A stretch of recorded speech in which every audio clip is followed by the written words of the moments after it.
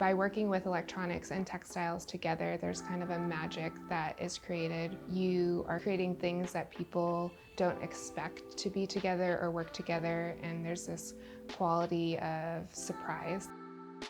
I'm Nicole E. Messier. I'm an artist and creative technologist. And I'm Victoria Manganello. I'm a textile artist and designer, and together we are Craftwork.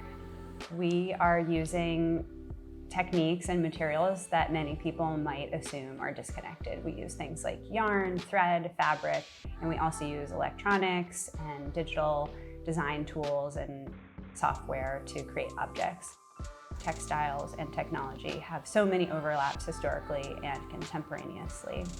Our creative practice involves blending those things.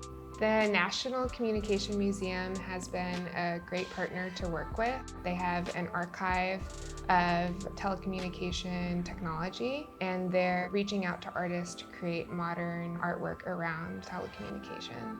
They, like us, are excited to explore how ancient technologies can inform the present and the future.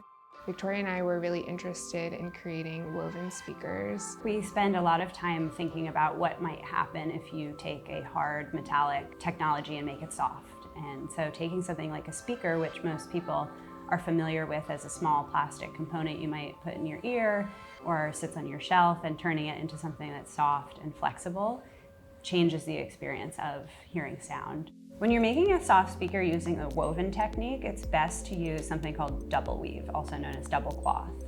This involves threading your loom with two different warp threads so that you can create a top and a bottom layer of cloth.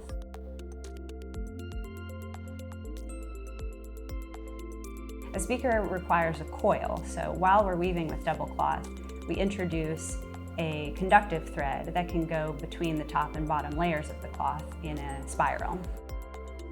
Top, bottom, top, bottom.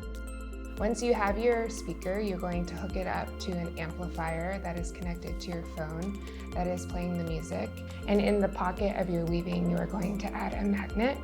And the magnet is going to create an electromagnetic field, and that's what's going to cause the textile to vibrate. So you can either stack a series of magnets, or you can also have the magnets sitting side by side. The one sitting side by side will create a larger magnetic field and therefore create a louder sound.